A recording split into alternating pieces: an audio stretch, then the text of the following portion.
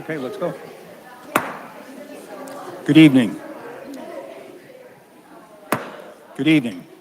I'd like to call to order the City Council meeting for the City of Wheat Ridge, Colorado for September 26th, 2022. If you would please stand as you are able and join me in the Pledge of Allegiance to the flag. I pledge allegiance to the flag of the United States of America and to the republic for which it stands, one nation under God, indivisible, with liberty and justice for all.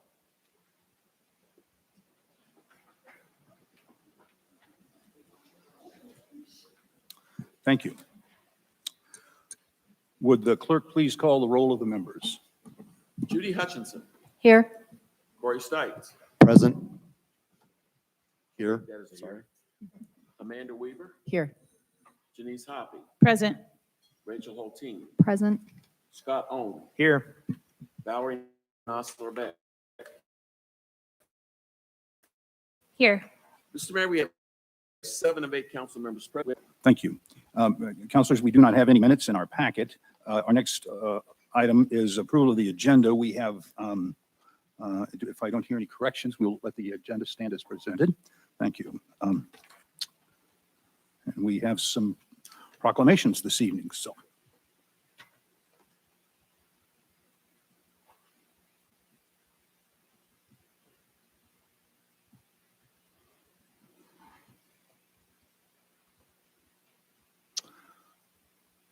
our first proclamation this evening is in support of Breast Cancer Awareness Month, October 2022. Whereas October 2022 marks 37 years that National Breast Cancer Awareness Month has educated women about early breast cancer detection, diagnosis, and treatment. And whereas 1 in 8 women will be diagnosed with cancer within their lifetime. And whereas when breast cancer is diagnosed early and is in a localized stage, the 5-year survival rate for women is 99%. And whereas the awareness campaign in remembering those who have lost their fight against breast cancer, standing with those who remember their loved ones, and continuing to support our nation's advocates.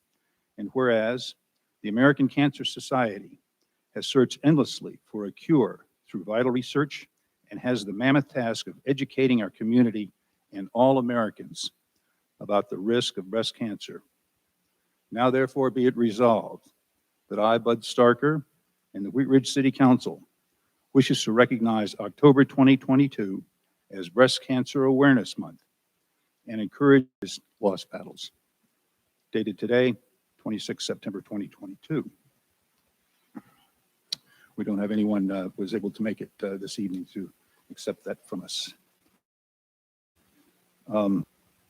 We have another proclamation in support of Domestic Violence Awareness Month, and I would like to invite Detective Sherry Ells, who is our personal crime detective that specializes in child and domestic abuse and violence cases, to join me up here and speak a few words when I'm finished with the presentation. Thank you. So this is a proclamation in support of Domestic Violence Awareness Month, October 2022. Whereas domestic violence impacts countless Coloradans without regard to age, race, religion, or economic status, suffer at the hands of a spouse or partner. It affects their children, families, and entire communities. And whereas the City of Wheat Ridge is committed to the reduction of domestic violence and the health, safety, and welfare of its residents. And whereas the Wheat Ridge Police Department is committed to providing assistance to victims and witnesses of crime and other traumatic events through victim assistance partnerships and awareness-related efforts and events. And whereas Wheat Ridge joins with other citizens across Colorado and the nation in supporting victims of domestic violence and shares the worthy goals of this month-long observance, and likewise supports the work of public and private entities that strive to provide the best coordinated response to domestic violence in communities across this state, sending a loud and clear abusers that domestic violence is not tolerated in the city of Wheat Ridge. Now, therefore, be it resolved that on behalf of the City Council and the people of Wheat Ridge, I, Bud Starker, Mayor of the City of Wheat Ridge, by virtue of the authority vested in me, do hereby proclaim October 2022 as Domestic Violence Awareness Month in the City of Wheat Ridge, dated this 26th day of September, 2022. Thank you.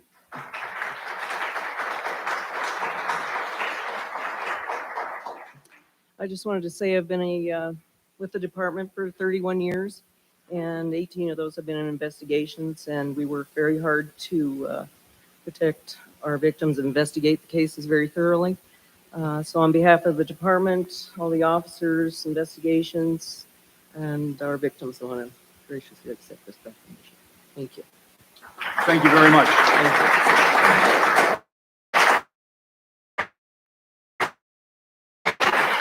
Very much work that you do in our community. I would like to invite Officer Molly Stark from the Patrol Division at the Wheat Ridge Police Department to join me at the podium. She's here today, and she's got a few words to say about our next proclamation.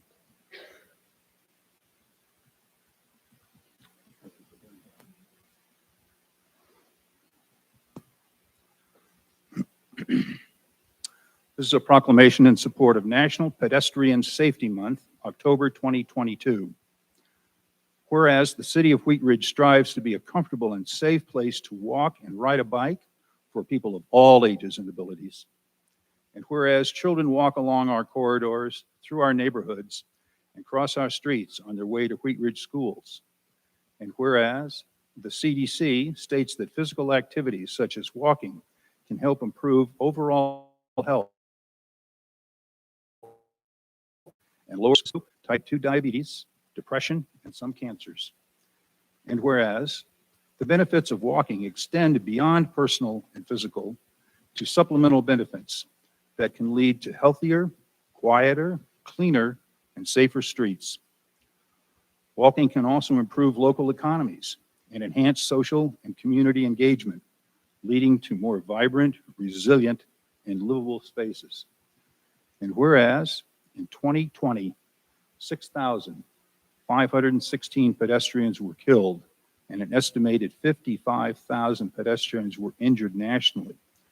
And whereas people of color, children walking to and from school, people with disabilities, and people over the age of 65 are at greater risk of serious injury or death while walking than the population as a whole. And whereas to improve the safety for pedestrians and bicyclists who will safe their destinations, drivers of vehicles must stay alert and be cautious while traveling on our roads. Now, therefore, be it resolved that I, Bud Starker, Mayor of the City of Wheat Ridge, and the Wheat Ridge City Council formally designate the month of October 2022 as National Pedestrian Safety Month and encourage all of our citizens in Wheat Ridge to travel around our streets as safely as they can. Dated this 26th day of September, 2022.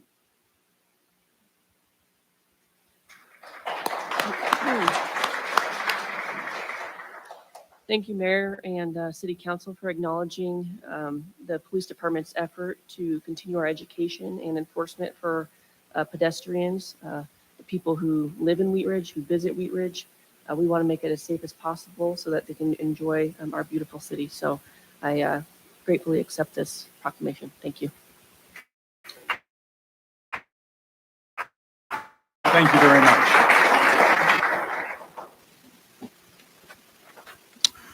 Now, I'm really excited to recognize the Wheat Ridge High School girls softball team who are back here with us. And I'd like to invite Coach Bill Jacquish and Nakuli Thies to come up to the podium.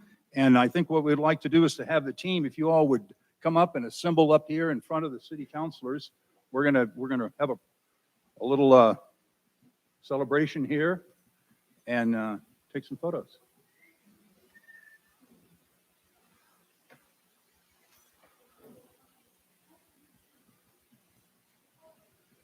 Okay. Great.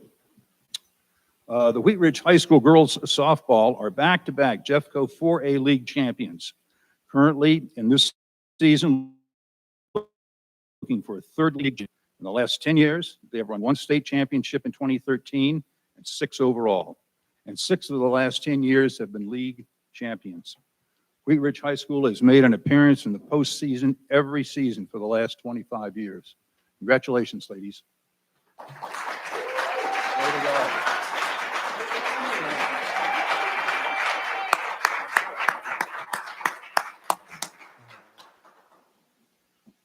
Good evening, Mayor Starker and council members. Thank you for this honor of recognizing the 2020 and 21 league champions at Wheat Ridge High School team. This championship means a lot as 2022 marks the 50th anniversary of Title IX. With the community support, these ladies can aspire to be the future of women's sports and one day be role models in our community. This is tech and the police that came up as women in their community. I'm honored to be their coach and invite all of you to come out and support these ladies to the next home game on October 6th, 4:30 at Pennington Field. Thank you again, council members and the mayor. Thank you very much.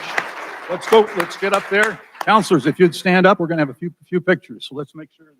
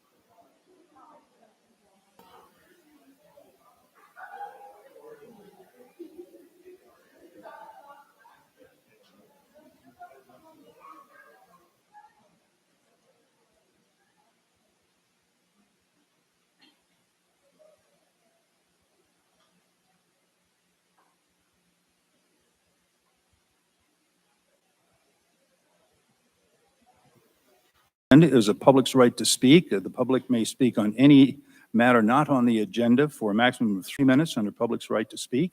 I have a sign-up sheet, and we will go down the sign-up sheet. And if you would, when your name is called, please come to the podium and give us your name and address. Name, first name, last name. If you'd please spell your last name and give us your address, then you'll have 3 minutes to speak to the council. And our first speaker is Joseph Crows, and Alana Ritchie is on deck. And if you'll just come right to the podium, and I think the microphone should be live.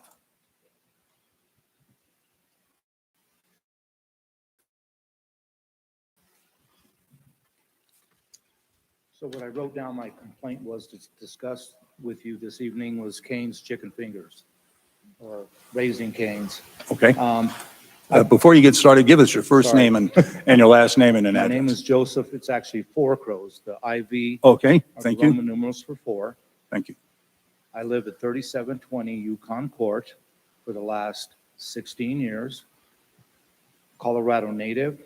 All my schooling was done here in Colorado. Graduated from South High School. Lived here most of my life. Where the apartment building is that I'm going to be discussing with you is on 3720 Yukon Court, okay? Cane's Chicken Fingers is just to the east of us by I don't even know the distance, but I'm having a survey done of that from where our building starts to where their building starts also. So we're just west, and in the middle is a parking lot. Haynes has, this has been an ongoing battle, guys. I mean, I'm just so stressed out. They have 2 speakers outside the building that face west, okay? That hits our building. It's a 3-story apartment building, 11 units. I'm the on-site property manager. I've contacted our police department, over and over and over and over about the problem that we're having. Here's a letter from our police chief listing times that they have been called about the noise and the activities that go on a daily basis during the week, definitely every weekend. So the letter basically is telling me that we've documented your responses. We are no longer going to be responding to any of your emergency. Well, when I call, for example, okay, they say, "Is this an emergency?" And I say, "No, it's a non-emergency," and they respond. It's been wonderful. I thank the officers that have really responded. But in this letter that was sent to me, give me a second, December 1st, last year. So we're already into this year, 2022, and the problem hasn't been resolved. My complaints that I've always called into 911 is that 1, 2, 3 o'clock in the morning, the speakers are blasting towards our building. Employees have punched out at 12:30, close to 1 o'clock.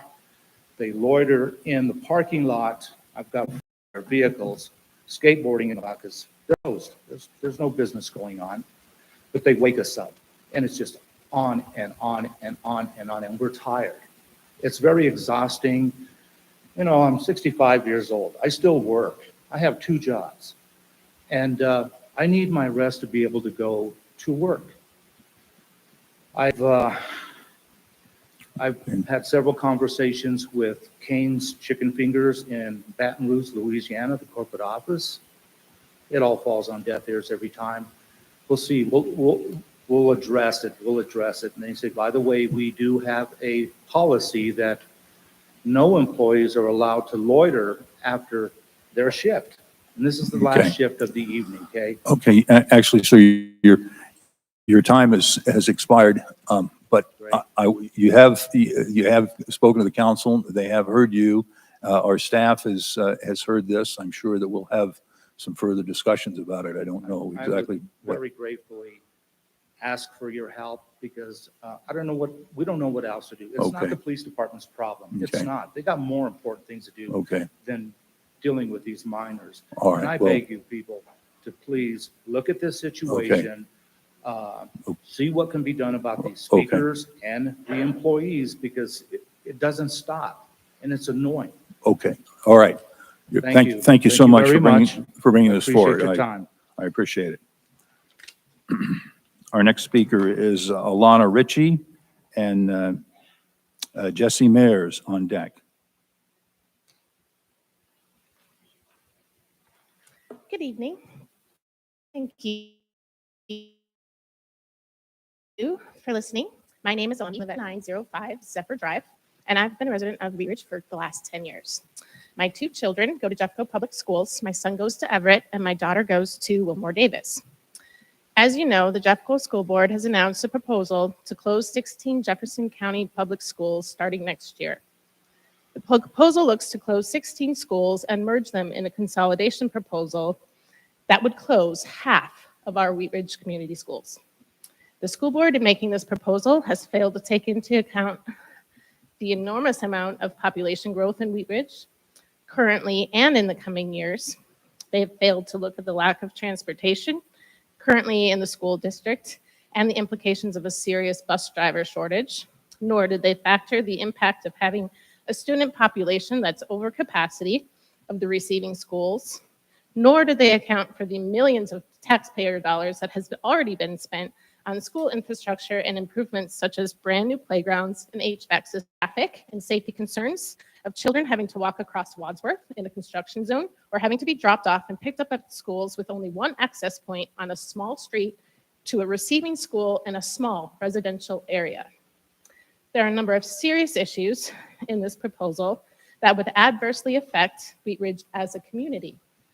With the amount of crime rising across the metro area, myself and other parents are highly concerned about the impacts of these closures on our small neighborhoods and our small communities, with these school buildings sitting empty and no clear plan what will happen to all the preschool programs affected, the before and after school programs that will be affected, and the traumatic impact it will have on our students with disabilities who are already so vulnerable after the pandemic. And there are many more issues with this proposal that I don't have time to go into. My family and I moved to Wheat Ridge because I watched my child skip to her legacy school, Wilmore Davis, that was named after the founders of this very community, and know that she is going to be safe, she's going to be included, and I know all the families and staff of my neighborhood school. Every child has a right to walk to a quality school in their own neighborhood. How many of you have had the privilege of walking to your school when you were a child? In an area of unprecedented growth, are we going to allow an opportunity that many of you has had as a child be ripped away from our own children? That sense of security and connection to your community. We are Wheat Ridge. This is what makes us unique. This is what makes us special. This is what makes us a community. Our small, connected neighborhood schools, it's what defines us as a true community. I sincerely ask the City Council to write a joint letter to the Jefferson County School Board and ask each individual member to reconsider this proposal and to vote no. We as a community can come up with better solutions that won't be so damaging to so many children. If we give up on our neighborhood schools, what does that say about our community, about our values? Thank you for your time and consideration. Thank you. Okay, we don't need to applaud or to jeer in this meeting. Jesse Mayers is our next speaker, and Suzette de la Cruz on deck. Good evening. My name is Josie Maris. I live at 4385 Emmett Street in Wheat Ridge. I live down the street from the school. I'm a homeowner, and I've been there 19 years. I have 2 granddaughters that go there. My oldest has gone there since kindergarten. She's in 4th grade. Youngest one, kindergarten, 1st grade. I'm asking you to please talk to the school board. Our school is a little school, and I pick my grandchildren up every day. And you know what's so unique about that school is all of us parents can sit there, and the kids come out, the teachers are wonderful. We don't have to worry about traffic. We don't have to worry about homeless people walking around. It's just a beautiful community. And I didn't really know I signed up, and I won't go more than 3 minutes, but I'm here to ask, please, we need to keep Wilmore Davis where it's at. For me to understand, taking 200 students from Wilmore Davis, going across the street, Wadsworth to Stevens, maybe 400 kids in one school, what educational, what personal care are they going to get in 400 kids? Give our kids a break. Let our elementary children be in their home school, and then when it's time for them to go, they will go to middle school where they'll be with 400 kids. Then they'll be going to junior high where they'll be with Wilmore Davis is an excellent school. And my heart is breaking to even think about they're thinking of closing it. So I say we're trying to save our school. Thank you so much. Thank you. Our next speaker is Suzette Velacruz and Destiny Farr on deck.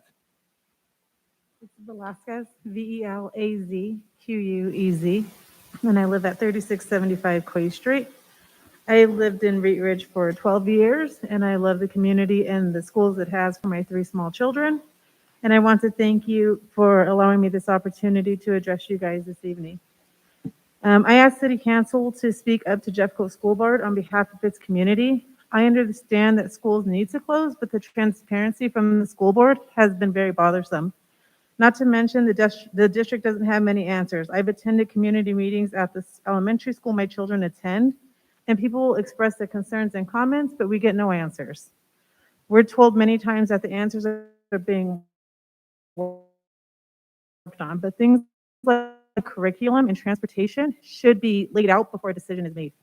The only plan we're told of is the district saving money, and I feel like our students and our community is more than just dollar signs or numbers. Next, I want you guys to consider that Stober and Pennington were supposed to close 5 years ago from the district, but neither of those schools are on the list to close now. I worry that the district is closing so many schools, especially in Wheat Ridge, and that they may have to open them in the near future because of Wheat Ridge's growing population, causing students and families more stress mentally and emotionally, especially after what has been an unpredictable time during COVID. Also, it should be noted that Wheat Ridge is the only articulation area where the school board is going to, or the school district will have to build or add on to schools to hold the student body that is predicted to go there. In all, I hope that Wheat Ridge City Council finds value in our small schools as a community, stands behind our community, and helps our community be heard by Jeffco School Board. Thank you. Thank you. Our next speaker is Destiny Farr and Megan Schlachter on deck. Hi, I'm Destiny Farr, Farr. I live at 1465 South Eaton Street in Lakewood. Obviously, I'm not a Wheat Ridge resident, but I have 3 children in a Wheat Ridge elementary school, Wilmore Davis. My husband is a teacher at Wilmore Davis, and I'm a victim advocate with the Wheat Ridge Police Department. So we have very strong connections to the Wheat Ridge community. And hopefully one day we'll be Wheat Ridge residents. I'm here to urge the City Council to take action to oppose the closing of 3 of our elementary schools in Wheat Ridge. This recommendation to close 16 schools in the county affects Wheat Ridge the hardest by closing half of the elementary schools. And it's not just affecting these closing schools, it's also affecting the receiving schools. The Wheat Ridge community is no longer going to have access to small schools that act as anchors in our community. They're the small schools that we love, the reason my husband teaches there and my kids go to school there. And my children thrive in this school as a special need kid. I have 2 foster kids. And this school has created unexplainable support for my family. Support that wouldn't have existed had they been going to a 600 children's school.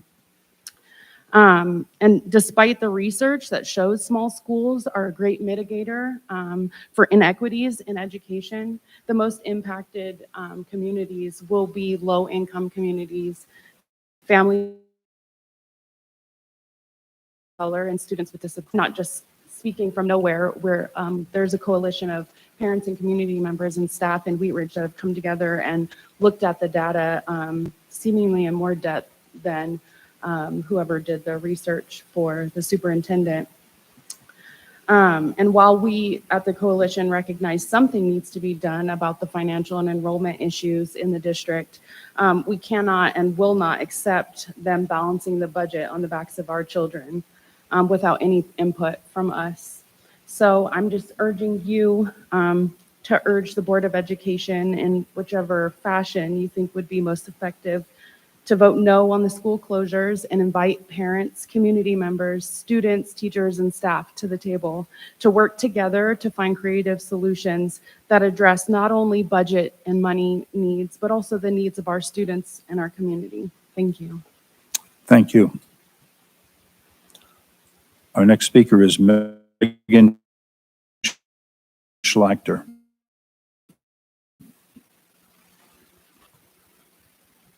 Good evening. I'm Megan Schleicher. I live at 10315 West 33rd Avenue in Wheat Ridge. I am here to ask that the Wheat Ridge City Council and even individual council members, and honestly anyone who's listening this evening, to take action to support the 3 Wheat Ridge schools slated for closure if the Jefferson County School Board votes to approve the school district closure plan on November 11th. Their vote would eliminate half of the public school options available to Wheat Ridge families with school age or soon-to-be school-age children.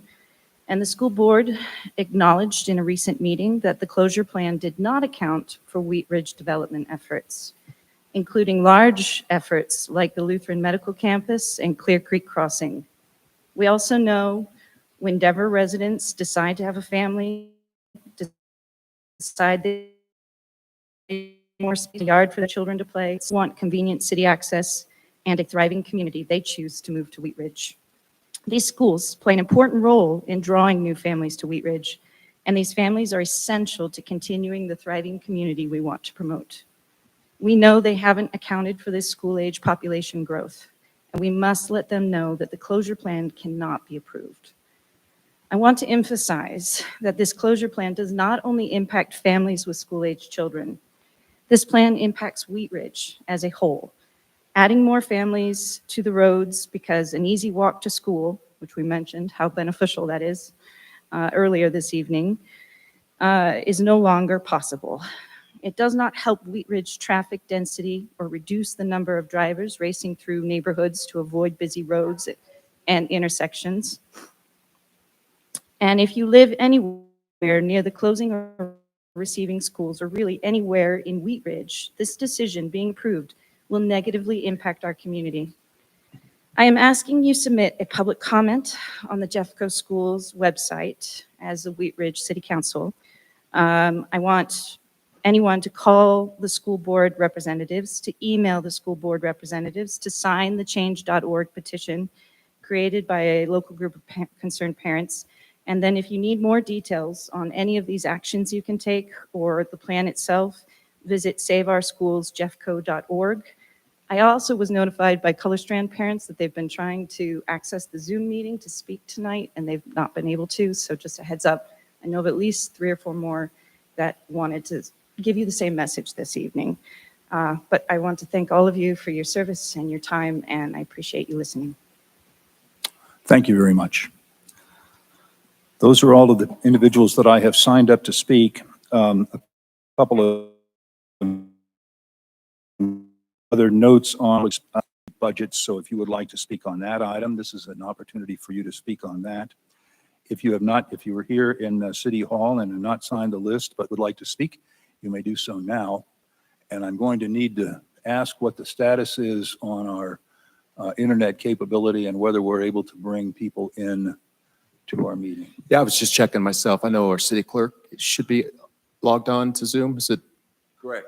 And it's functional? Yes, it is. Yeah, and I just logged on to YouTube. I got an email or a text and it seems fine also. Okay, so for anyone that's watching online or on Channel 8, if you would like to speak, during our public's right to speak, if you would raise your hand in the format. We would also like to say that after this meeting, we're going to have a special study session that one item on it, which is community composting, residential composting. And as we do most times, we will take citizen comment on that agenda item at this time. So if you'd like to speak on that item, you may do so now also. So let me circle back. I don't see anyone here in the hall who would like to come to the podium and speak. Mr. Clerk, do we have anyone online that's raised their hand and would like to speak? We do, Mr. Mayor. Jessica Tribbett. For some reason, Zoom will not allow me to promote her to speak.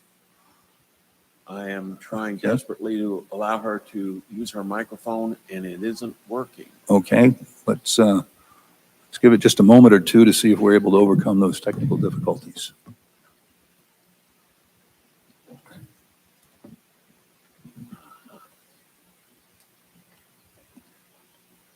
Thank you. Jessica Tribbett. Yes. Thank you. Hello. Okay, Jessica Tribbett, you're unmuted, and if you would introduce yourself, give us your first name and your last name and an address, then you'll have 3 minutes to address the council.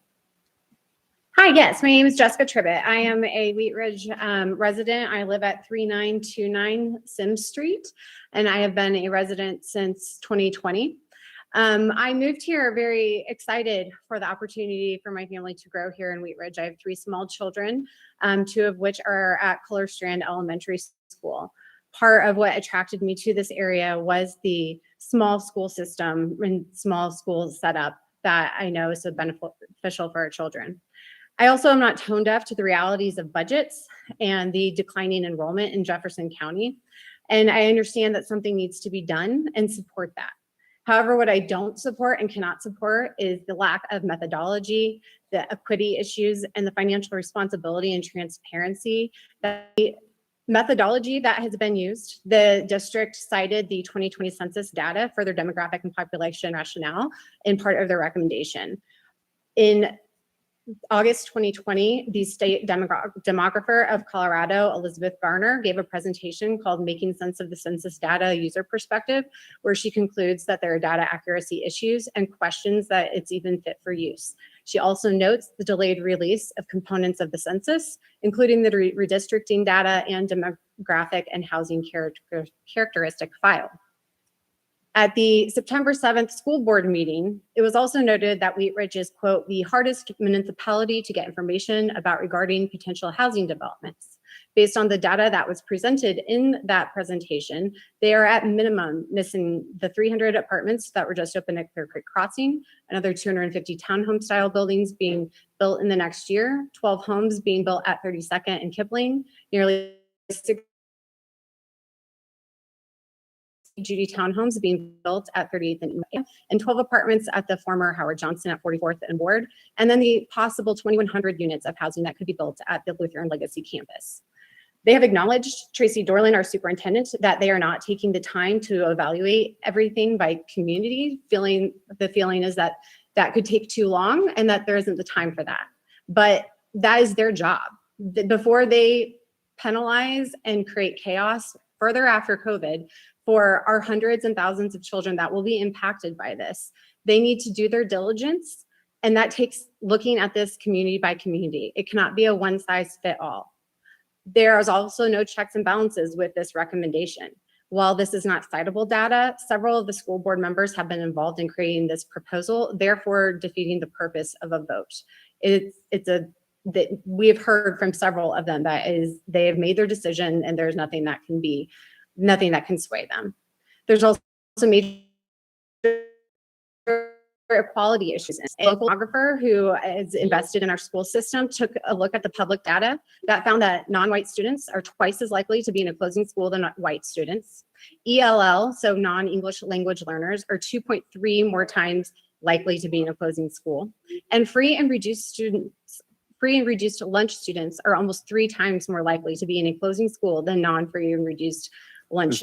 Ms. Tribbett, your time has expired. Would you please come to a conclusion? Yes, I'll conclude in asking that you take action to support the community and demanding that Jefferson County School Board District vote no for this, that they take the time to evaluate community by community and look at the uniqueness of each when considering what needs to be done to reconcile our budget. And that includes looking at their own organization to reduce their org and cut their own budget before they penalize our children. Thank you so much.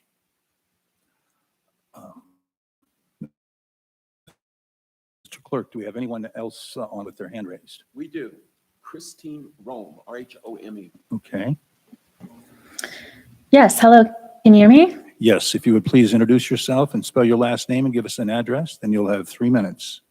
Sure, my name is Christine Rome and my last name is spelled R-H-O-M, M as in Mary, E, And I live at 3870 Allison Street. I'm over by, oh, that's in Wheat Ridge, Colorado. And I'm over by the Wilmer Davis School. And I'm sure you can guess exactly what I'm about to say, pretty much repeating everything that everyone else before me has said, that I'm here at this meeting just asking so wholeheartedly that you all take a look at this proposal. It's pretty terrible, and it's going to impact a lot of families in a really terrible way. I think it's going to change Wheat Ridge in a more dramatic way than people realize as they're trying to just look at the budget and try to adjust. I think it's really awful that they are not really giving much room for public input. I think it's really notable that a lot of people who have been helping with this don't even have kids in the school, helping the coalition, don't even have kids in impacted schools. There's one person who spoke about all of the new development. And I think it's pretty notable to also say that there's a lot of new young couples moving to our area, that there's a lot of them. And at least in our neighborhood, from my house, most of the houses around me. So yeah, I'm just here to say, basically repeat what everyone else is saying, to please look at this proposal. Please listen as the community is coming forward to speak that this is not good and that we're really asking for some help. So there is a website. We've formed a coalition. There's a website. I'm sure you've seen signs. Yeah, anything else about this, I would just be repeating what everyone else has been saying. So thank you. Thank you for your time. Thank you very much for calling in tonight. Check with the clerk to see if there's anyone else with their hand raised in our Zoom Yes, format. Mr. Mayor. Kim St. Martin. Okay. Kim St. Martin, if you'd like to join us, and please introduce yourself with your first name and your last name and give us an address, and then you'll have 3 minutes to speak with the Yes, council. hi. Hopefully you can hear me. My name is Kim St. Martin. I live at 3435 Vivian Court. And my kids go to Color Strand. I am the PTA president there, and I am also asking for the city council to contact the Jeffco School Board to vote no.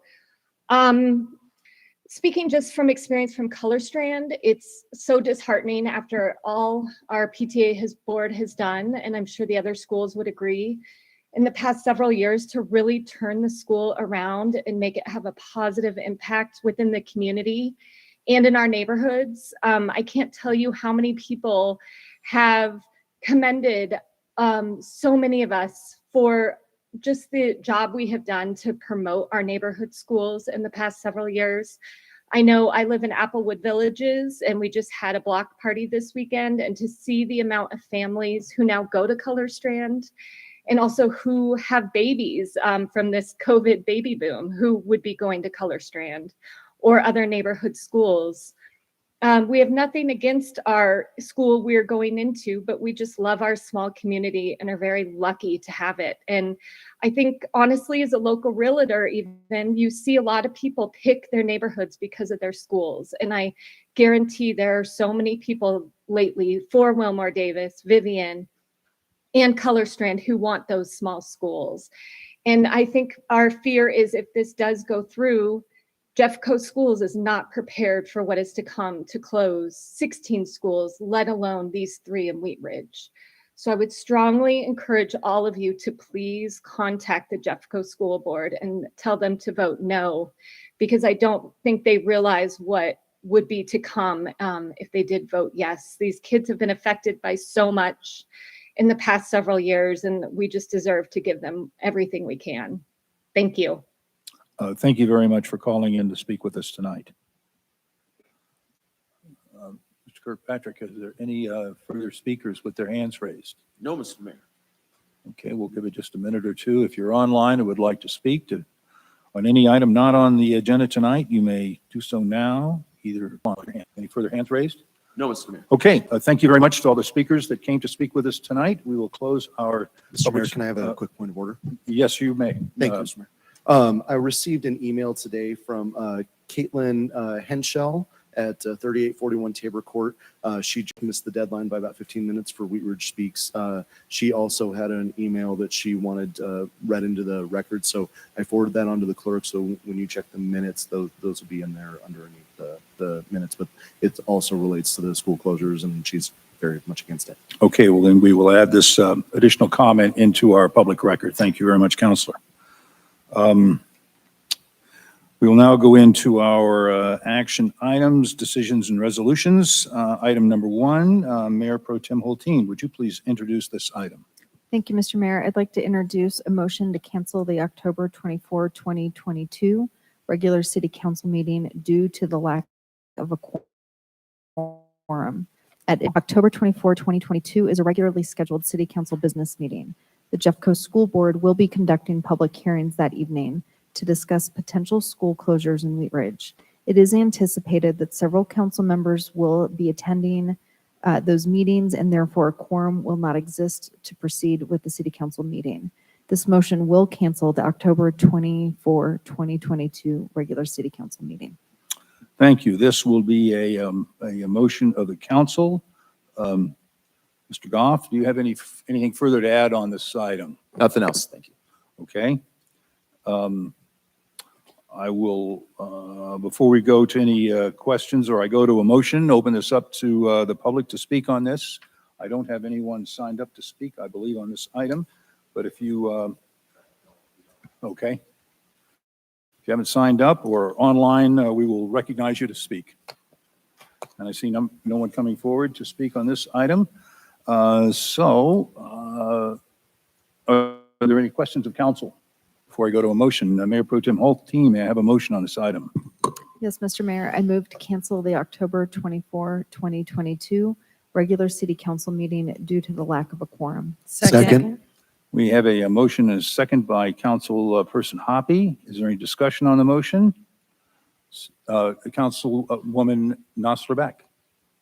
Just wanted to encourage council members who aren't attending anything else that evening to please attend the community meeting October 24th at Wheat Ridge High School. If you have any questions, both Councilor Stites and myself are on the FCB, these are the coalitions at least and Wilmore Davis. There's also one happening. We'll be presenting some paths forward at the October 24th meeting. So if you have any questions about our presentations or what's happening that evening or how you could be involved, also please let us know. Thank you, Councilor Nosler-Beck. Mayor Pro Tem Holteen. Thank you, Mr. Mayor. I also, unfortunately, I am out of town. I'm part of the problem why we don't have a quorum that night because I am not going to be in town. Otherwise, I would be attending the meetings. But I do want to encourage both my peers as well as anyone listening to attend, even if you don't have kids in the schools. These are important discussions that affect our entire community. I also just want to make a note to everybody. This is just kind of a weird time for scheduling. The disruptions from the incident, the cyber incident, have created some backlog and delays from our amazing staff members who are both running the city and trying to stand up a new information system and communication system. So I just want to kind of give everybody, I'm like the flight attendant here for. We're going to, pauses and bumps and then things might kind of get jammed on. I work with Patrick every week to do our best to kind of keep it as even as possible. But this will actually mark one of 3 weeks in a row that we don't have meetings. So we will do our best to keep it even, but there might be a couple of double headers coming our way too. So just be prepared. Thank you, everyone. And please attend the meetings and fight for our schools. Thank you. Any further discussion on the motion? Seeing none, will the clerk please poll the council?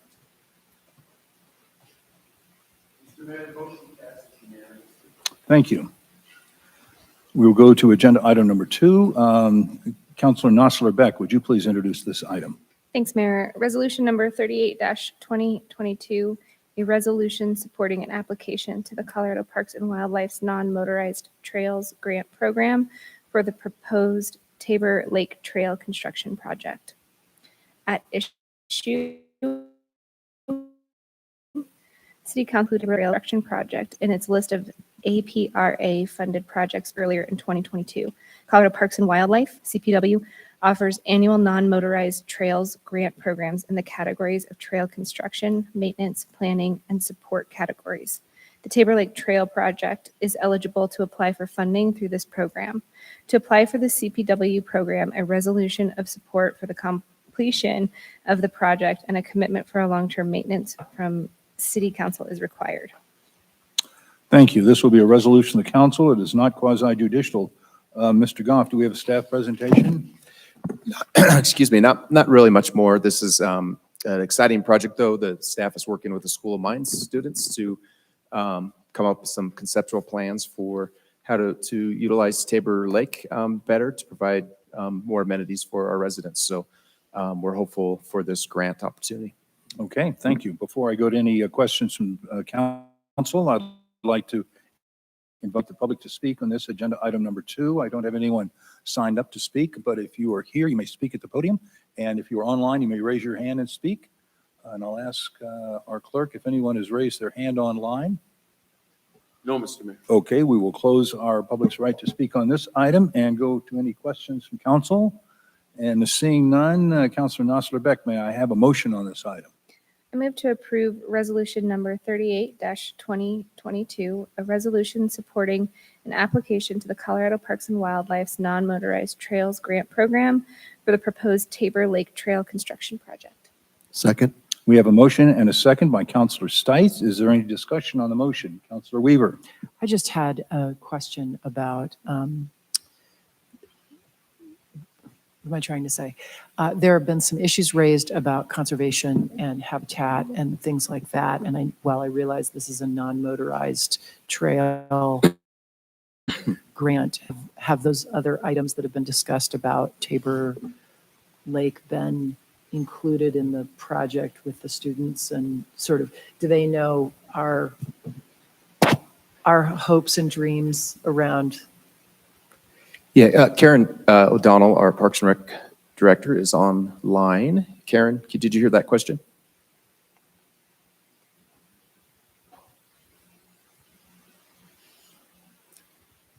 Steve, is she on? Is she able to speak? Yeah, Karen, can you hear us? Yes. Yes. Yeah, he just unmuted me. Hi, everybody. Yes, to answer your question, Councilwoman Weaver, the School of Mines students have been working with exactly what you were talking about. Your feedback was provided from the last time we discussed this project, but also similar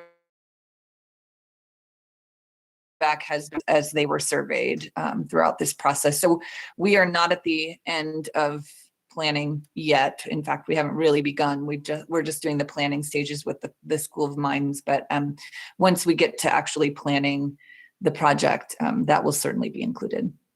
Great, So I hope that answers your question. Thank you. Yes. Okay, Councilor Ohm.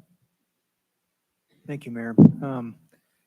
Could you just fill me in a little bit of the history of the students, why they're chosen to do this project, and then also what is the kind of endpoint? Are they? I assume at some point there'll be some type of construction document, and who's taking the liability for that? So we had two different School of Mines projects. One was a junior class that was working on a smaller project, and they completed that. And our senior is working on this particular component of the Tabor Lake Trail. And essentially, they're just providing us with their recommendations, and it will help when we have an engineering firm on board. The engineering firm will take that information, but because they're not certified professionals, it can't be used specifically for the project. It just helps inform the beginning stages of the project. But yes, we will have design and construction as we would with any other project. This is just kind of a helpful component. But the School of Mines does this every year, and they ask different community organizations to come in and propose different projects, and then the students get to select what they'd like to participate in. So we had two school groups that were interested in working with our Parks, Forestry, and Open Space team on this project. Thank you. I definitely feel like they're on the right track. And I kind of see this as definitely kind of like, we definitely want to get that connection between the workforce housing and that being probably like a concrete trail. And then the crusher fines on the other side. As a cyclist, this doesn't really interest me to bike around, and my preference would be just to keep it simple, keep it gated. And I think that would probably make a lot of other people happy too if it was just a non-biking trail. I don't know if that impacts any groups, but and then I also know that spending time up at Crown Hill, that they have certain times of the year where they shut off the bird habitat area, which is totally acceptable too. So thank you. Mayor Pro Tem Holteen. Thank you, Mr. Mayor. A comment and maybe, I guess, a comment and some input. I love that we are partnering with schools on this, and it reminds me of our partnership that we did with Wilmore Davis for the nature play design area at Anderson, and it's yet another reminder of the great of our neighborhood schools, especially District 2 neighborhood schools. I am going to politely disagree with my peer, my co-counselor. I think so. I ride my bike through there quite a bit. I enjoy getting lunch at Long Shots. They're really good pho. And it is really treacherous as a bicyclist to travel anywhere on 44th Avenue through there. I take Tabor, and I will, the sidewalk's kind of wide, but it's in terrible condition, and there's a lot of non-local traffic that's like coming in and out, and it's just really treacherous. So I would encourage the design, maybe not accommodating bikes all the way around, but some sort of accommodation to provide additional access to 44th to minimize travel on 44th, especially as we're looking at trying to improve bike ped access to our TOD on the other side of I-70. So excited to see this move forward. I think that your grant, and would love to see it just help accommodate additional access to 44th Avenue for people walking and biking. Thanks. Thank you. Is there any further discussion on the motion? Seeing none, will the clerk please poll the council? The motion passes unanimously, Mr. Mayor. Thank you. That completes our agenda items on the agenda tonight. So we will go to city managers matters. Mr. Goff. Thank you, Mr. Mayor. Just a few items this evening. A lot of things going on in the city still. We have a joint open house tomorrow evening from 4:30 to 6:30 at the Wheat Ridge Recreation Center. That's for our 44th Avenue sub-area plan and also our open space management plan. So if you have time tomorrow evening, please come out. It's a drop-in. You don't have to be there during the whole 4:30 to 6:30, but just drop in and you can give some comments. Some transportation funding last week for 3 projects. We're receiving $890,000 for bike and pedestrian improvements on 32nd Avenue at I-70. Also receiving $6.5 million for a shared use path on the west side of Wadsworth between 32nd Avenue and 35th Avenue, and $8.3 million for multimodal access improvements at the Wheat Ridge Ward commuter rail station. So thank you to Dr. Cog for that funding. That's going to allow us to divert some funding to other projects in the city. And then also, finally, the city received a check last week. I'm not sure if you all heard, but we received a check from the Metropolitan Football Stadium District in amount just over $500,000.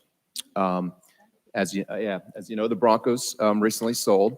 There was a contract provision that required the previous owner to share back a portion of the profits with the stadium district. Our residents paid into that district for a long time. I think that tax ended in 2011. So we're getting just over $500,000 back. And we have the money. It's in the bank.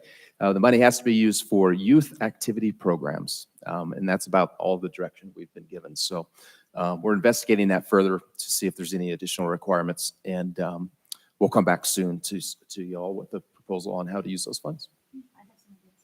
I'm sure you do. Thank you. Okay, thank you very much. Unless our city attorney is joining us remotely, then we will skip his report tonight. and go to elected officials matters. And I'll start with our clerk, Clerk Kirkpatrick. Thank you, Mr. Mayor. I was overwhelmed last week by all of the gratitude expressed by council to the city staff during the recent incursion into our systems. I just want to make a comment that over the last 30 months, our staff has survived a pandemic and the ransomware attack. And for the most part, our citizens were able to conduct business with the city very easily. Name another organization that could do that. FEMA can't do that. Perhaps the United States Marine Corps. But other than that, I doubt it.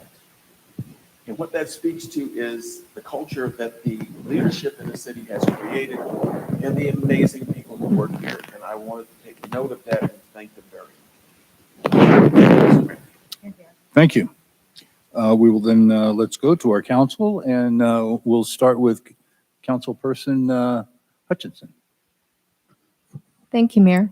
I might be one of these people that the cyber thing did affect.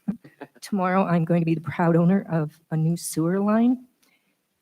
Tomorrow will be 14 days without a sewer. So we had a website. We didn't have a website. Then websites changed. Then we didn't have phones. Then the phone numbers changed. Then emails were sent and they got lost. So in this process, I understand, okay? But I've been living like Little House on the Prairie. And minimal water, and hopefully tomorrow it'll get better.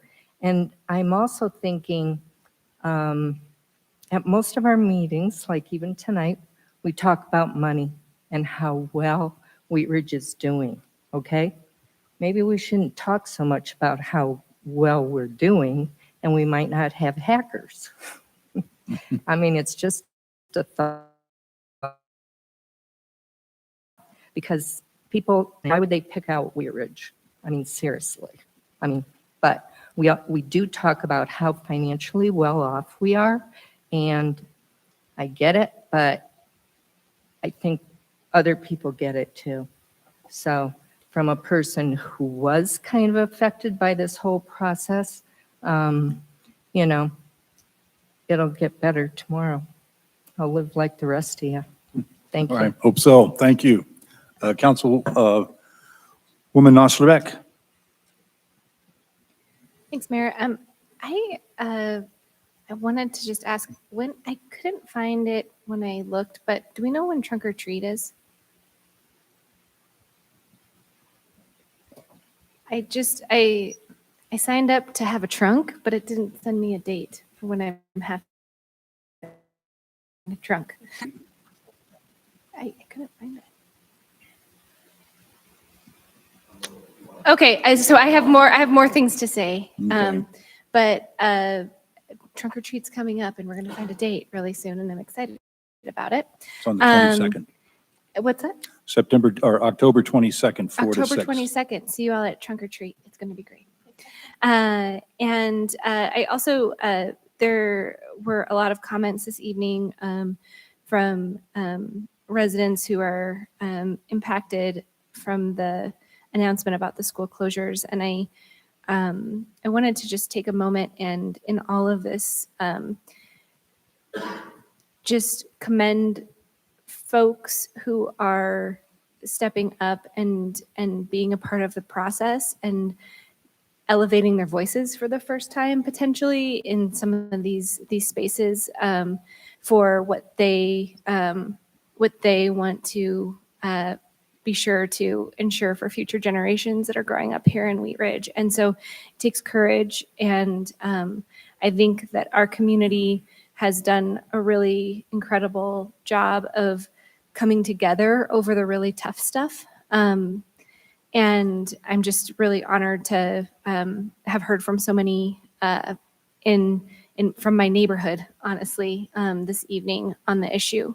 I also want to remind everyone who's participating in these conversations is that it's really hard on all of the community members and the families, but it's mostly the most hard for teachers, educators, those that are working in the schools day in and day out, because they're faced with incredible uncertainty.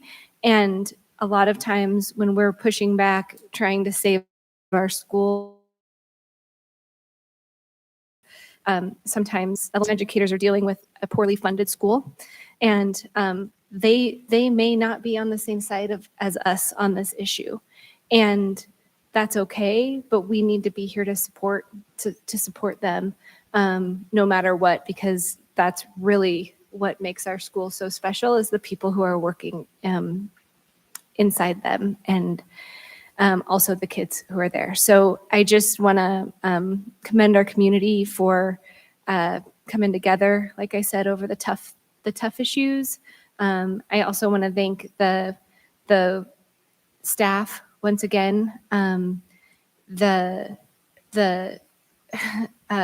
cyber security attack happened at the same time that the school closures were announced, and the staff has done so much to support at least Counselor Stites and I, as we've been trying to make and connect with the school district. So thank you all for all of the support. And trunk or treat is October 22nd.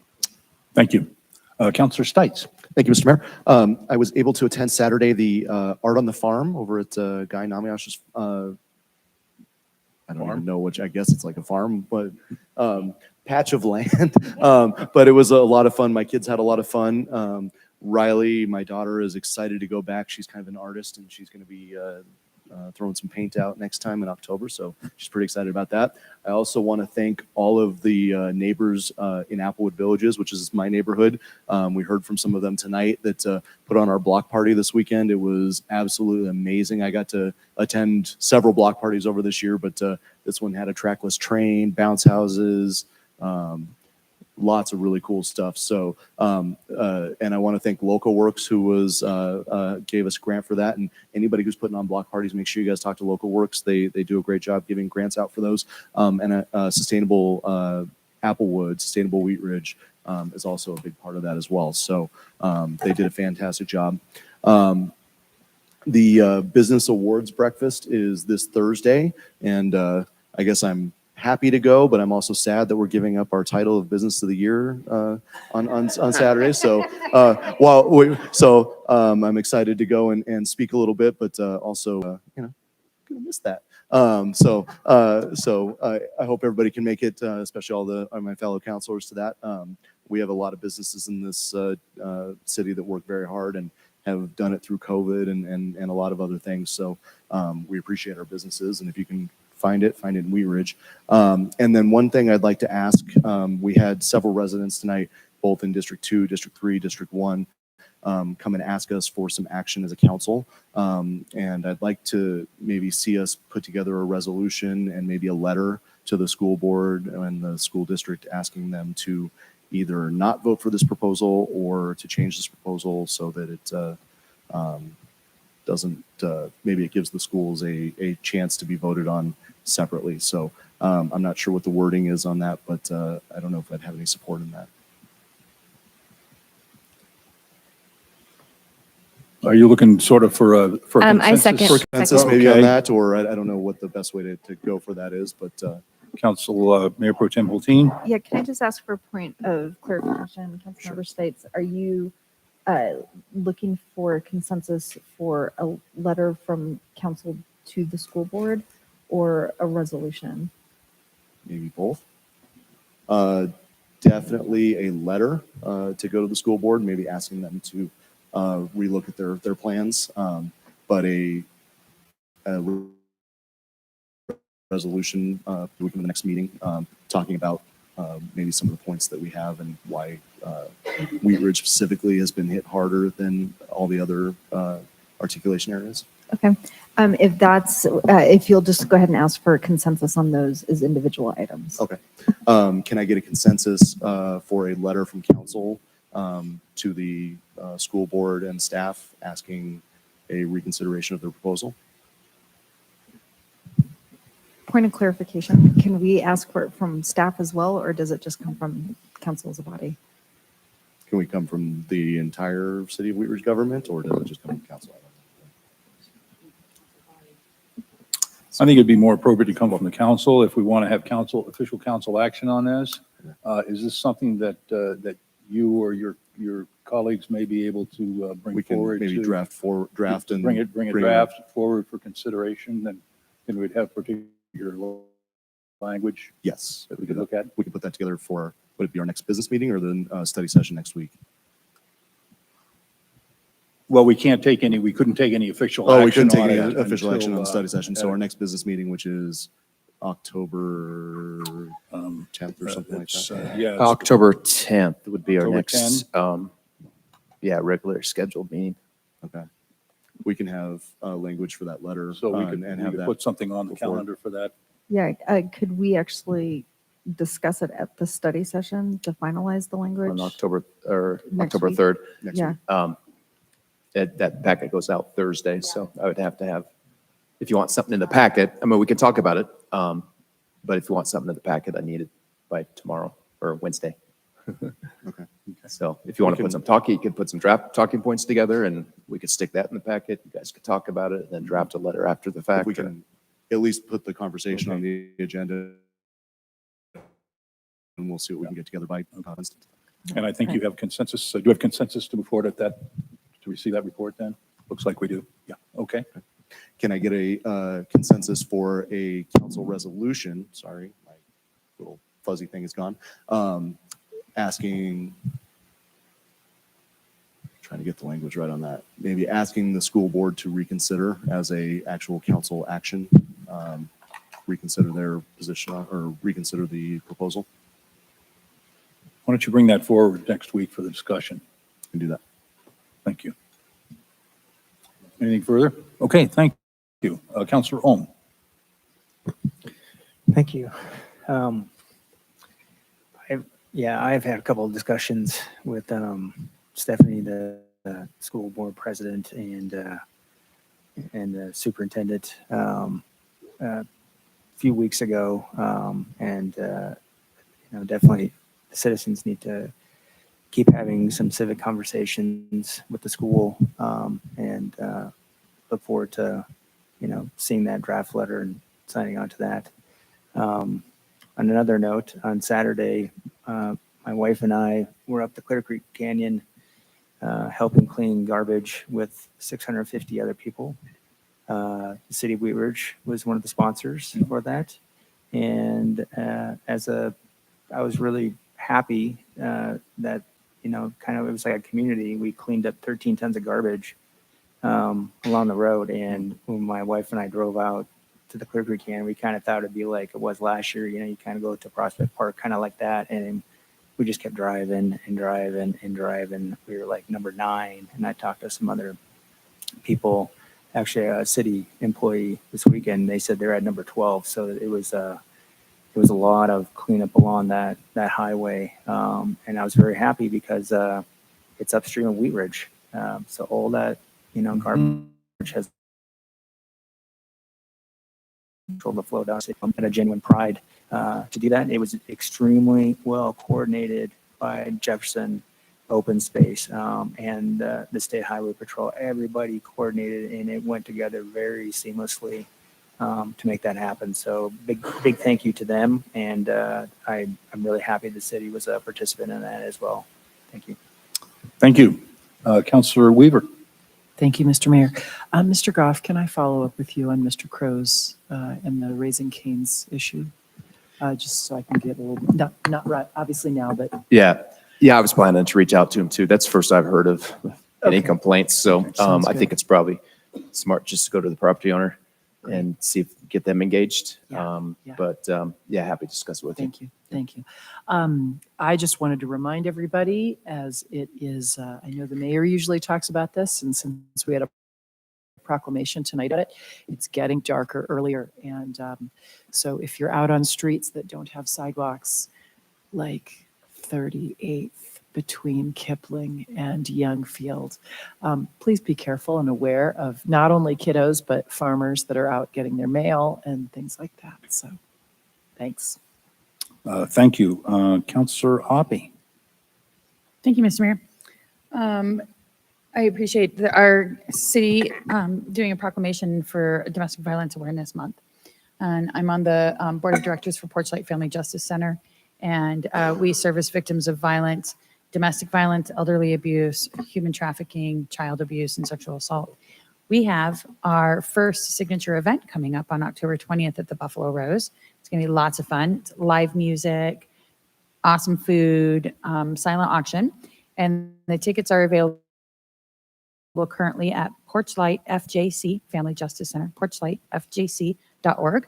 We also have some opportunities if you would like to be a table host or if your business would like to be a sponsor.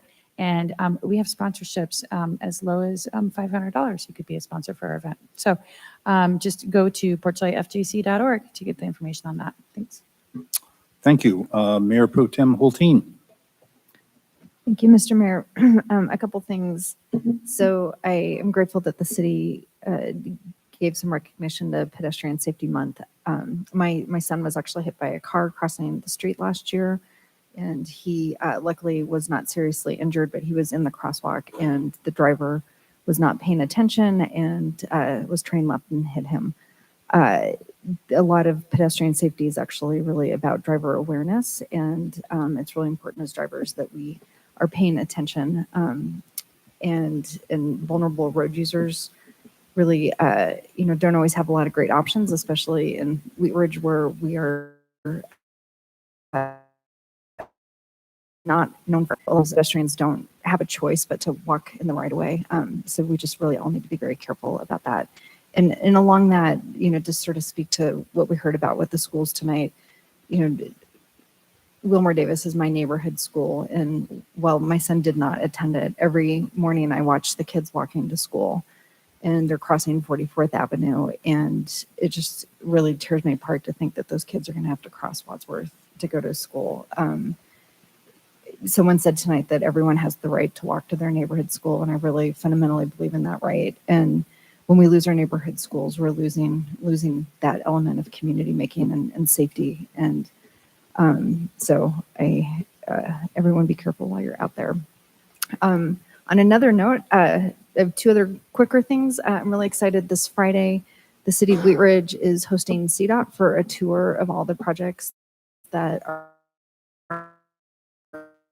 currently under construction completed that are funded through CDOT and Dr. Cog, and it's really astonishing. I've commented before, we are incredibly competitive getting transportation investments in our city.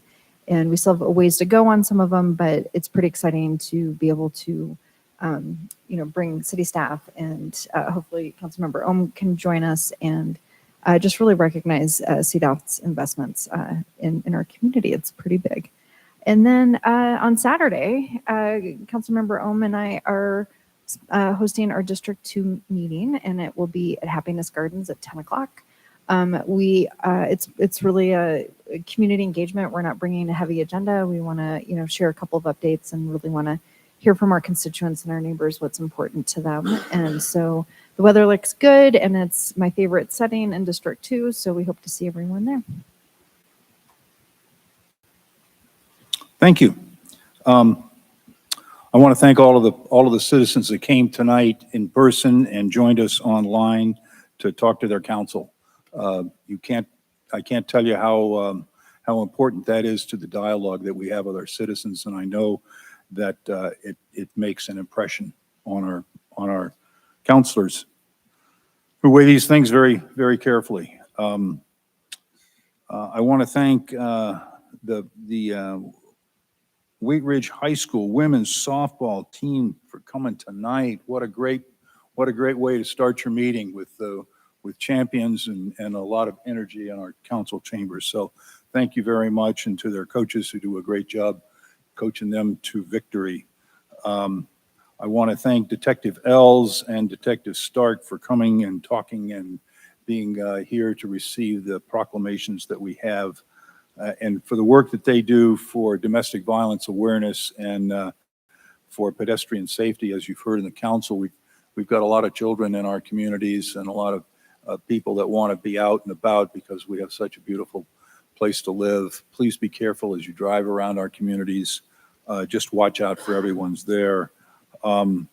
My community in Southeast Wheat Ridge is undergoing a study with the Let's Talk people from our zoning and planning department, and we've met with them on a couple of occasions on their open houses, and I want to put out a people to the folks that are running that program. They really prompt some great questions and some great thinking about our communities and the communities that we live in, and how we can make them better, and really seeking ideas from the public. And that's really what we need, is a robust discussion on the ideas that we might be able to incorporate in our neighborhood. So really a shout out to them for that. In addition to all the other great stuff that our staff does, we can't really thank them enough. It's been a stressful month. I think it's been a stressful couple of years, but we just keep soldiering on. So if there's no more business to come before the council, we're going to adjourn here, and then we're going to take about a 5-minute break, and then we will be back for a special study session. So thank you all for being here. We will stand adjourned.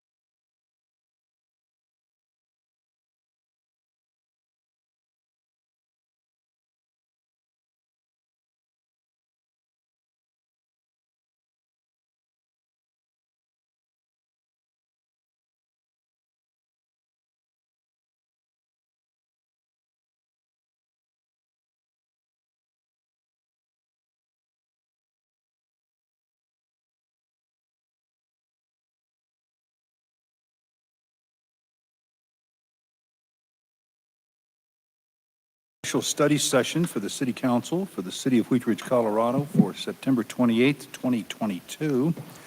We have one item on our agenda, that is item number 1, residential composting. On item number 2, the Race and Equity Task Force update, was requested that we postpone that presentation.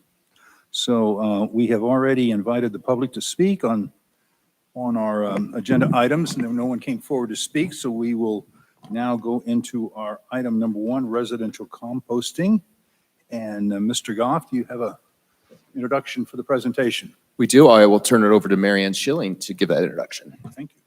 Hello, good evening. Marianne Schilling, Assistant to the City Manager. Tonight we have with us Mary Hester, our Sustainability Coordinator, and she's going to be speaking to you all regarding our municipal code and how it addresses residential composting. So she will go ahead and take it from here, and then we'll both be available for any questions you may have. Thank you. Ms. Hester. All right, thank you all. And good evening. Thank you for having me tonight. Tonight I'm going to be discussing composting and a couple of proposed code amendments that would make that an allowed activity within the city of Wheat Ridge. And so I'll begin the presentation by going over the purpose and intent of the proposed code amendments. And then I'll move into the current language in the code surrounding composting, the benefits of composting, and how the proposed amendments are in alignment with the city's goals. I'll then move on to how this topic has been addressed by similar peer agencies, and then I will conclude with the proposed code amendments and a recap of staff's request. So moving into the purpose and intent of tonight's presentation, staff was directed at the July 11th council meeting to research composting and potential code amendments that would be needed to make that an allowed activity within the city. And tonight, staff is going to be requesting consensus from council to continue working with the city attorney to bring forth an ordinance that would amend Chapter 15 of the municipal code, which is the nuisances section, to define composting and allow that as an activity. So the intent of the proposed amendments is to really provide clarification within the code that composting wouldn't be included under the scope of Chapter 15 and therefore not considered a nuisance. The intent at this time is not to impose specific standards that would explicitly define how and where people would be allowed to compost. And so this is the current language that is found within Section 1525 of the Municipal Code, which addresses unlawful activities. And while this section doesn't explicitly mention composting, the language here could be interpreted to include composting as a nuisance and therefore as a prohibited or unlawful activity. And this is the section of code that staff is going to recommend clarifying to state that composting would not be included within the scope here, so long as it isn't otherwise creating a nuisance. And I'll go over some proposed language in later slides. And there are many benefits of residential composting, and Sustainable Wheat Ridge and staff are proposing these amendments so that residents can realize the benefits and so that the city can stay aligned with its agricultural roots as well as its stated goals. One of the main benefits of composting is the diversion of waste from landfills. Food scraps and yard waste make up over 30% of household waste, and whereas the composting of yard waste is currently allowed in Wheat Ridge, much of the food scrap waste from households is also compostable, and so that represents a good area for improvement within the city. And in turn, increased composting rates also results in reduced emissions generated from transporting waste to landfills, as well as emissions produced from the landfills themselves, and also lowers the carbon footprints of the individual households who choose to compost. Composting also has many benefits for the soil that it is applied to. It enriches the soil and helps us suppress plant diseases while reducing the need for chemical fertilizers.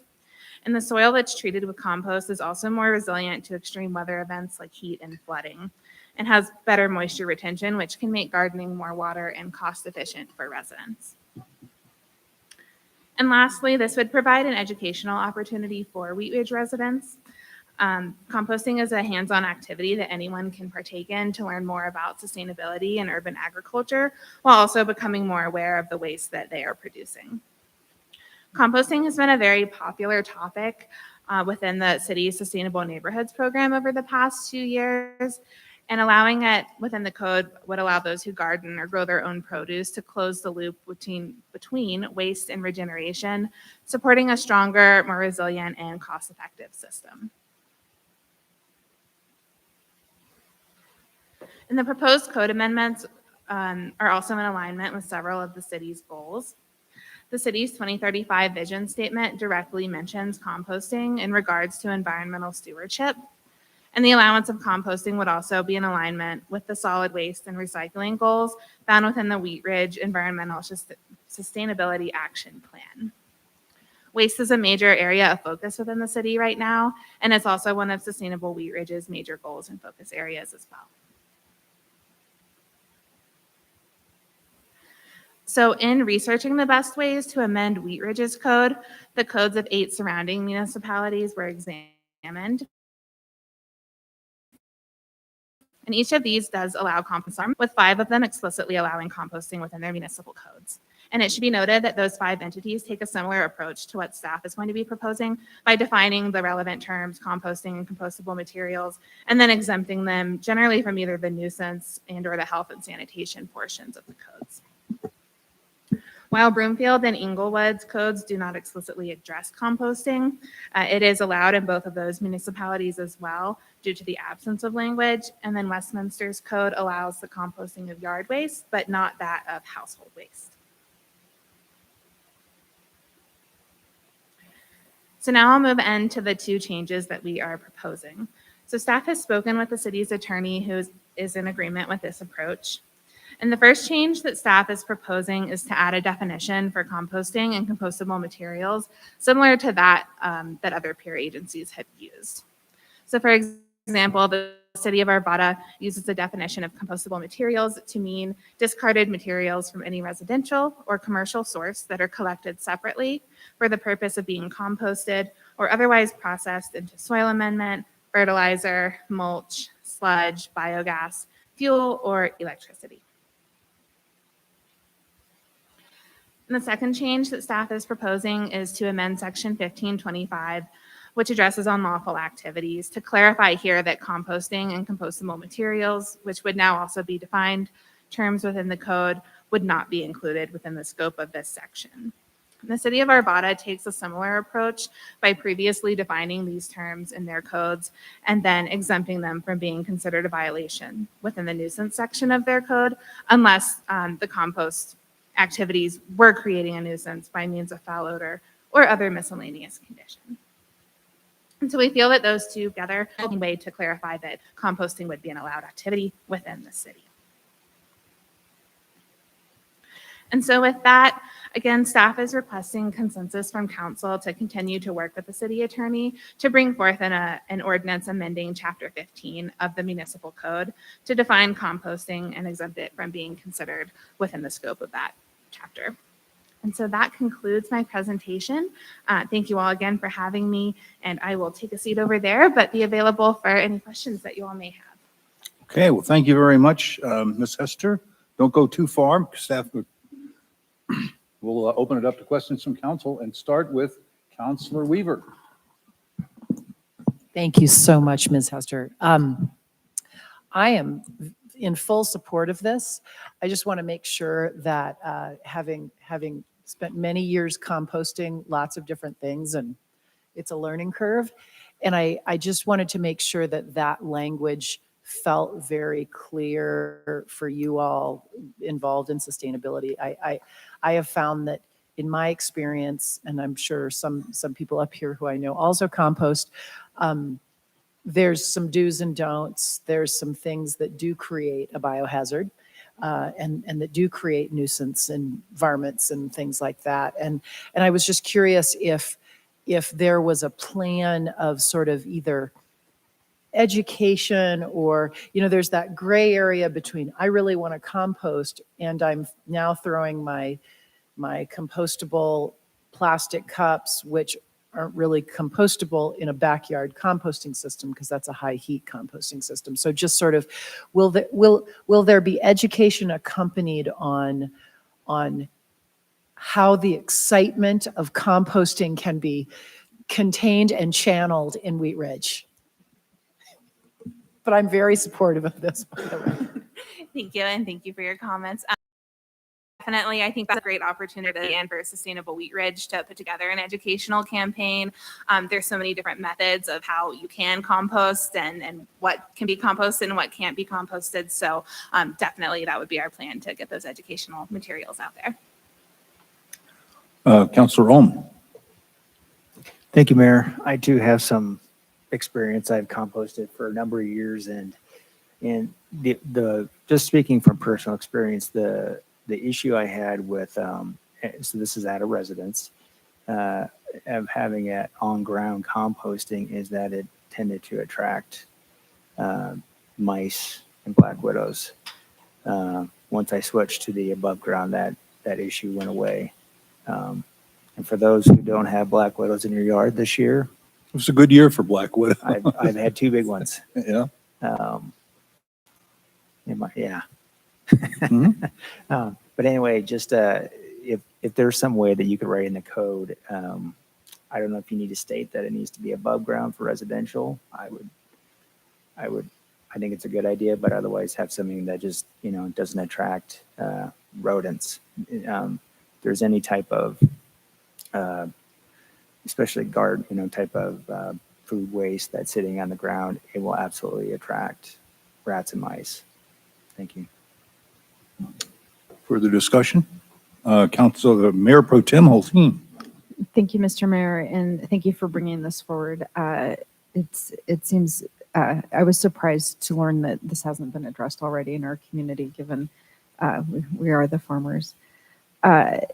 So I do want to mention, actually, Denver Urban Gardens offers free composting classes, and so maybe as after council adopts final language on this, maybe the city's communications team could at least promote those free classes. There's only one more this year, but just letting people know that they actually have some great resources on how to compost. So I obviously am a huge supporter of this. To Councilmember Ohm's point, I know it can attract some unwelcome visitors. My neighbor's compost pile has a very happy, healthy rat family that lives there. And so my I guess kind of question, there's this language or other miscellaneous condition, and how is that interpreted? Like what would be, so at the end of the amending section 1525, it says, shall not be deemed a violation of this section unless it creates a nuisance by means of a foul odor. That's obvious. Or other miscellaneous. And so would that be something that would be interpreted by the code officer? Like how does that get interpreted? I think that likely the intent of that language is just to have a provision in there so that if someone does have a composting pile that is creating a nuisance to their neighbor, that could be the mechanism that is used by code enforcement to enforce upon that pile, which we would look, I think, to keep in our code as well. So it would have to adhere to the rest of the nuisance section and make sure that none of those things were happening. But I think that that's likely the intent behind that language there, is to kind of leave it open-ended so that if it is creating a nuisance, it can be dealt with accordingly. Okay. Well, I think with language like that, we were just so quirky, and our residential properties, we have residential properties that are acres and acres big, and littler one thing, being the least restrictive of knowing that there's some flexibility around what's problematic with them. And we can always revisit it if we're finding there's like some sort of pattern of problem that is generally coming about by the new wave of composting that Wheat Ridge will be certainly celebrating in 2023. So thanks for your work on this, Mary. Thank you. Councilor Hoppy. Thank you, Mr. Mayor, and thank you for your presentation. I agree with Councilwoman Hulteen that we should keep try to keep it open under the miscellaneous conditions, because that could also include varmint if it's becoming an issue. But it also could include if there's a potential runoff, like water runoff coming from somebody's compost pile or things like that. I do agree with Councilmember Ohm, though, that perhaps we should have a two-part definition in that, and that, you know, that it says like kitchen scrap composting should, you know, like that type of stuff should be above ground, and that yard waste and leaves and grass and whatnot could be on the ground. But I'd like to potentially see when after you go with the city attorney and draft and bring back to the study session, I'd like to potentially see some examples on that. Councilor Weaver. Just to that point, I think that there's sort of a more robust conversation depending on whether it's below or at ground level or above ground, depending on what you're composting and the area of your property and the size of your pile. And so I would encourage you all to think about if maybe there's a proposed size as well, because it does depend on how much food matter you have versus yard waste and things like that. At the farm, I do no more than a 6x6 space. Oh, the other thing I wanted to say is just the pros and cons of covering, whether it's with a tarp or with an actual thing that covers the compost, because that might also mitigate some of these issues that we're talking about. Thanks. Thank you. I had one item back when you were talking, looking at the amendments to section 15-25. We had ending that paragraph, if it creates a nuisance by means of a foul odor or other miscellaneous condition. And I said perhaps a better word than miscellaneous might be objectionable condition, because almost anything could be a miscellaneous condition, an objectionable condition that you might be concerned with. But that, I'm always trying to wordsmith something, so. Councilor Hutchinson. Thank you, Mayor. Thank you for the presentation. One thing about the composting also is if the organic matter is shredded or chipped, it will break down faster, okay, than if it's just thrown out there. And if you're putting food waste out there, definitely there are going to be some animals. I like how a couple of the cities have identified issues about wildlife, rats, mice, vermin, different things, skunks, raccoons, because it's going to happen if we have large backyards or whatever like that, and the animals just come in. Not everybody has a fenced yard. And I think it's good. Other miscellaneous conditions to me is abstract. So when I see other cities have addressed those issues, because we do have wildlife, and if they see fresh food that's thrown out from the kitchen or whatever, hey, let's go eat that, and it just could, not only that, it's a situation about people who have kids around having varmints and things like that. So miscellaneous condition to me also is just, it could be anything, So, but yeah, I've found that if you shred or chip it, it becomes compost a lot faster than if you just lay it out there. Thank you. Thank you. Mayor Pro Tem Holteen. Thank you, Mr. Mayor. I just want to support the mayor's suggestion of the word objectional. I think that works really well. Nice wordsmithing. Do we get complaints about composting? Has this been an issue in the city? Do you know? Did anyone look into that? None that I'm aware of, but I'd be happy to do further research on that. Okay. Yeah, I mean, composting is here in our city. It's like composting in ADUs, like the things that it's here, people are doing it. And I mean, there is the rat family. It also likes my wood pile too, which I have for a good reason, and it's perfectly legal wood pile. So, I think I just want to be cautious about not having to solve every problem with it, but rather we're just trying to legalize what's already happening here. And we do want to encourage people to compost. We want to make it easy. And so I'd be curious next time this comes, like when it comes back, if there's any additional information on if we do get a lot of complaints about composting, so that we can maybe better understand like if there are specific problems that we need to address or solve. And I know we have a lot of composting experts up here also. But I also just recognize we have, so many large properties and different conditions. And so I want to be as flexible as possible. Thanks.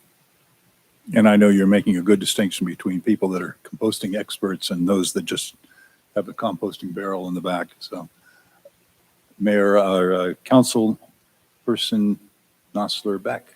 Thanks, Mayor. I just wanted to also say that I agree with changing the language to objectionable. And I just wanted to, there's been mention and then of mice, but in District 4, especially with our location close to Clear Creek and more water this summer, we've had quite a few I've had quite a few residents reach out to me about an increase in rats, like having a presence in the area. And so I know you mentioned that, Councilor Hulteen, but just I think objectionable is a better word phrasing there. And then also specifically rats are a thing right now with all the extra moisture. So. Okay. Councilor Hutchinson. Yeah. Just as a reference, CSU Extension has excellent information on composting. Thank you.